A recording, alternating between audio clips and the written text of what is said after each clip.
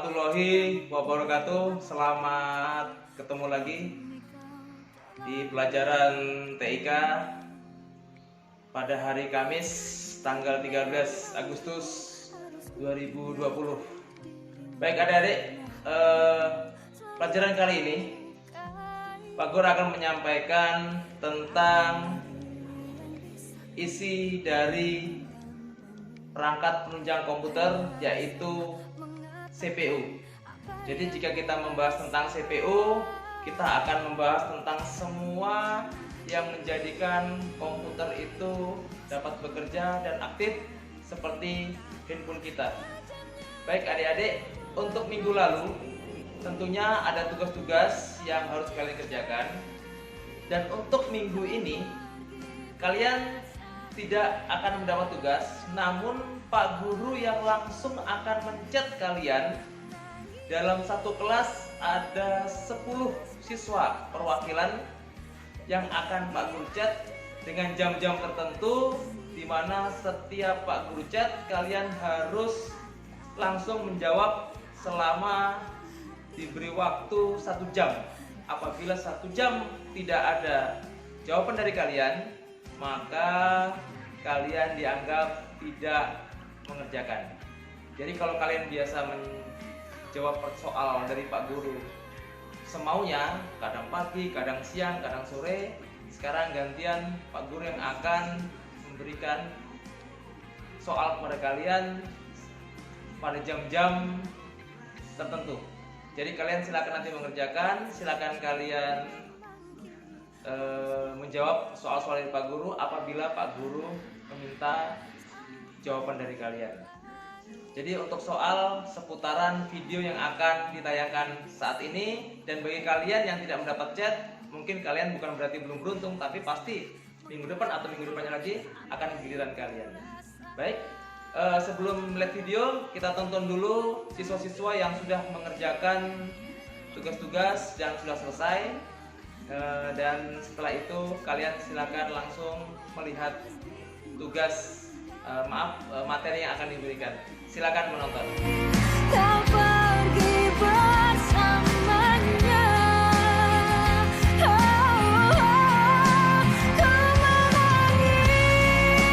menangis melepaskan kepergian dirimu dari sisi hidupku. Harus selalu kau tahu, akulah hati yang telah kau sakiti.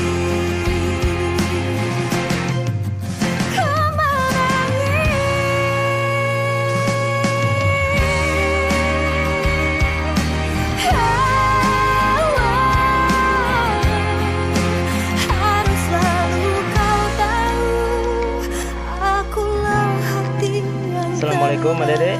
Nah, adik-adik, tentunya kalian tidak asing melihat benda seperti ini yang biasa ada di kantor-kantor, di sekolah, atau di minimarket dan sebagainya. Ini adalah sebuah CPU. Nah, singkatan dari Central Processing Unit. Nah, kepanjangannya Central Processing Unit. Adalah sebuah kotak di mana di dalamnya sama dengan handphone kalian. Ada memorinya, ada harddisknya, ada motherboardnya, dan sebagainya. Hanya tidak ada layarnya, karena layarnya itu namanya monitor. Nah, adik-adik, tentu kalian bertanya, loh, kenapa sebesar ini? Sementara laptop aja kecil, apalagi handphone. Memang sebesar ini karena biar bisa di-upgrade, diganti-ganti kapasitasnya. Jadi bentuknya memang seperti ini. Gitu adik-adik ya. Nah adik-adik, lanjut. Casing. Tentu kalian tahu dengar namanya casing. Ya tentunya kalau namanya casing ya kotak ya, atau pelindung dari debu, dari air, dari kotoran. Paling tidak bentuknya terlihat begitu cantik dan dalamnya tidak terlihat. Ini untuk menghindari dari namanya hewan dan sebagainya. Ya tentu kalian tahulah casing HP seperti apa ya kan. Casing HP tentunya untuk melindungi agar benda-benda di dalam tidak tersentuh oleh tangan kalian. Gitu ya adik-adik ya. Jadi paham ya adik-adik ya. Baik adik-adik, berikutnya adalah motherboard. Nah, ini adalah sebuah papan, di mana papan ini untuk meletakkan semua komponen-komponen untuk penunjang daripada komputer. Bisa dibayangkan kan, jika sebuah perangkat elektronika tanpa sebuah papan motherboard tentunya akan berantakan karena tidak tahu akan ditempel di mana. Nah, semua perangkat-perangkat tersebut akan ditempel di sebuah papan ini. Akhirnya perangkat-perangkat ini akan menghubungkan satu dengan lain yang dihubungkan oleh motherboard tersebut, karena motherboard ini ada jalur-jalurnya di dalamnya itu. Nah, gitu ya adik-adik. Nah, kita bisa lihat handphone pun ada motherboardnya untuk menaruh LCD-nya, untuk menaruh menghubungkan dari baterai ke perangkat-perangkat lainnya. Kabelnya itu kan tersentuh dengan motherboard. Gitu adik-adik. Ada RAM, ada hard disk, ada memori dan sebagainya. Baik adik-adik, berikutnya adalah prosesor. Nah, prosesor adalah otak dari sebuah kinerja pada sebuah komputer. Apakah handphone kalian punya prosesor? Tentu punya, karena bagaimana dia mengerjakan semuanya tanpa dia memiliki otak atau kecerdasan. Contohnya, 8 kali 8. Langsung aja dia menjawab 64. Nah, itu adalah yang bekerja adalah prosesor. Itu hal yang sederhana, kalkulator pun bisa. Kalau komputer jelas lebih canggih lagi.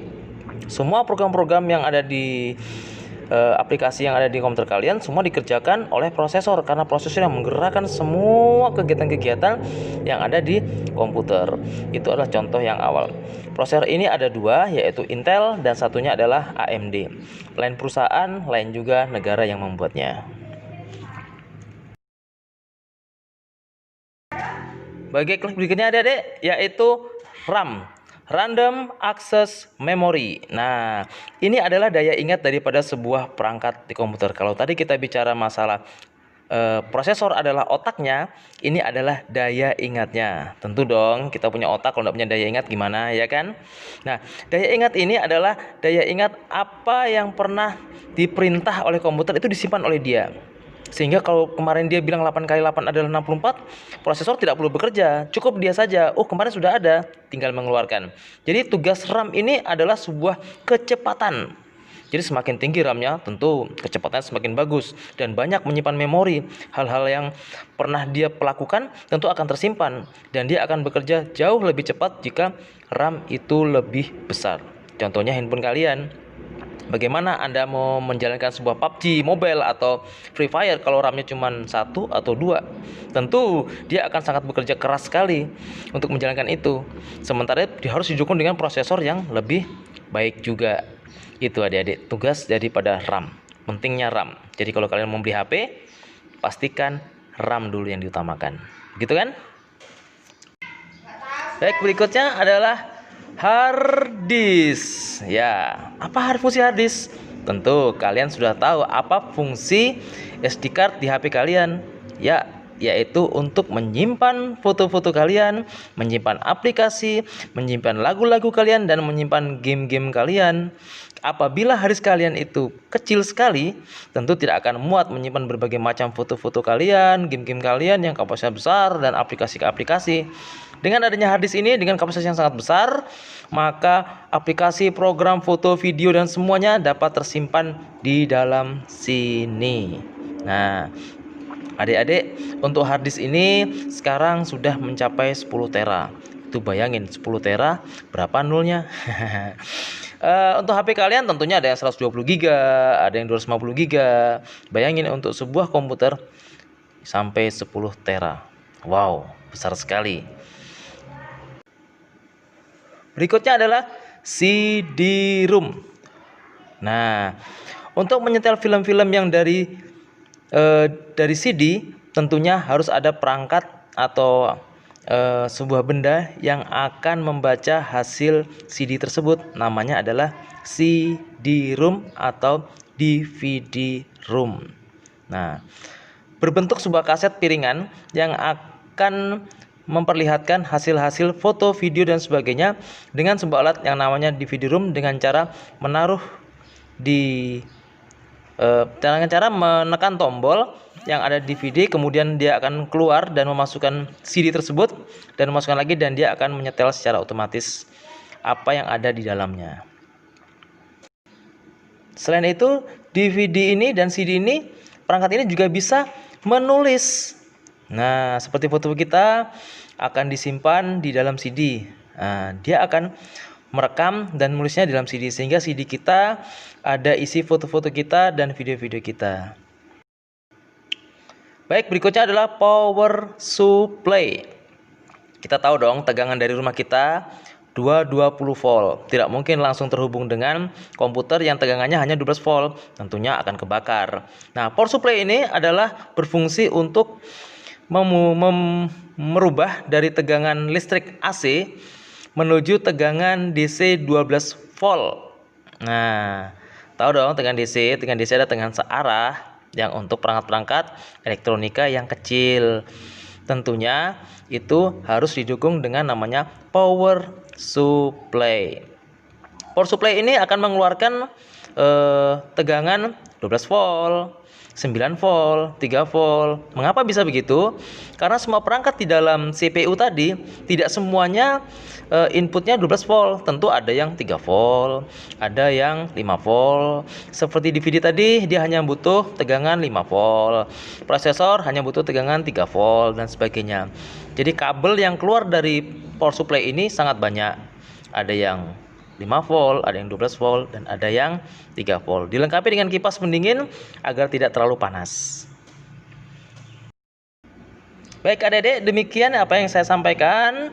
Terima kasih, dan ingat tidak ada tugas di sini. Nanti Pak Guru yang akan menchat melalui WA kalian, dan ketika kalian mendapat soal dari Pak Guru, silahkan jawab. Waktu kalian cuma 1 jam untuk menjawab, kemudian dikirim ke Pak Guru, dan Pak Guru akan memberikan nilai. Ingat, satu kelas hanya 10 orang, dan bagi kalian yang belum mendapat giliran, tentunya minggu depan akan mendapat giliran. Kapan pengiriman chatnya? Itu rahasia Pak Guru.